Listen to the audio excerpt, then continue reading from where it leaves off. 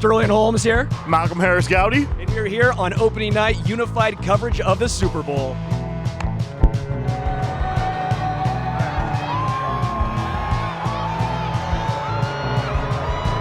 Good seeing you. Good seeing you too, Coach. If this season was a movie for you, who would play you? Robert Redford. I heard you named your son after Lil Wayne. My wife's about 6 months pregnant with our first, and it's a boy. Any name suggestions, recommendations? I mean, if you want to name him after a rapper that you really like, make it sound like something else. I got it, thank you. And then a couple of years later, you can tell everyone the truth. Who would win in a fight, you or KC Wolf? All right, Christian, how special is it that you get to play in your first Super Bowl and your dad won one with the 49ers? How special is that for you? Oh man, it's so special. Yeah, it's so surreal to be able to do something that my dad did and have the opportunity to do it with this team. It's really special. If this season was a movie for you, who would play you and why? That's a good question, man. I got a lot of favorite actors. I like Tom Hardy. I think he's kind of under the radar. I love the movie Warrior. So probably him. I think that'd be pretty cool. What's the hardest hit you've taken this season? Hardest hit? Oh man, and nobody hits harder than the ground. Why are you riling up all these Chiefs fans? It's too easy. That's why. If they didn't pay me any money, I see you. Yes, sir. We're going to get a big hug later. What's the GOAT center, in your opinion? GOAT center? Ooh, that's tough. Obviously, Jason comes to mind.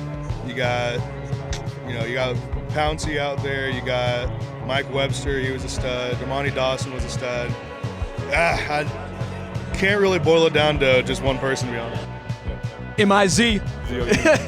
When it comes to your football IQ, it's obviously off the charts. Where did you get to be where you're at now? Was that at Mizzou? Was it always natural? Was it in the NFL with Spagnuolo? How did you get to this level? Yeah, I think it started with my dad, man. It started in Little League. My dad played linebacker, so growing up with him in the room and understanding what he saw on tape, we used to dissect my film when I was young, man. So I started with my dad, then went to high school, had Coach Kite, I'm a linebacker coach / DC. I was the only freshman on varsity. My brother was a senior, and so we didn't have any friends, just moved to a new spot, and it just kind of challenged me to just get on my own skin a little bit and just evolve, be a little bit smarter, and just and I went to college, and then they challenged me in college with Coach Odom and Coach Walters. Been a young guy trying to learn the scheme, and Coach Bass, man, put it all on the test for me. His scheme's a little bit more advanced than all the rest of them, so I definitely put my skills up to the test on that one. You've had 2 playoff wins coming back. What's it like for you guys to come back from those type of deficits? Yeah, I mean, obviously when you're down in the playoffs, it's tough because your season's on the line. But for all of us, we know we have a really talented team, and for us, it's keep it simple. How can we, as an offense, put up points and create momentum? How can the defense get stops for us?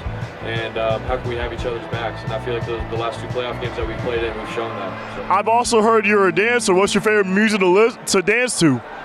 I like country music. I like to dance with some country music. My fiance and I. We're still practicing for our wedding coming up, so yeah. Dang.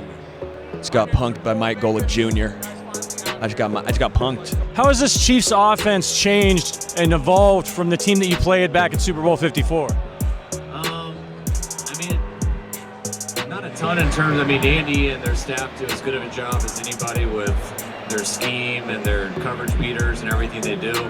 They still have the same quarterback in Patrick, who's as good as it gets.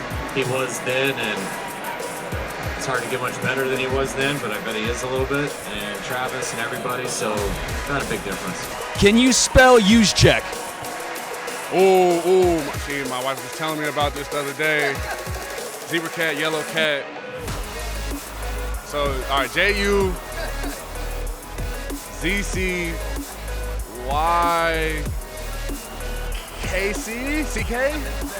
Hi. Hi, George. What's up, man? Nice to see you. What's up, George? Good to see you again. Great to see you, too. Travis Kelce said that you're the best tight end in the game. Do you agree with that? My dad told me since I was a kid that the eye in the sky doesn't lie. That's the film. It doesn't matter what anybody else says about you. It doesn't matter, what the outside world is talking about. All that matters is that tape, your effort, your attitude, your play style, and the respect of your peers around the league. And so I'm thankful that Travis would say that.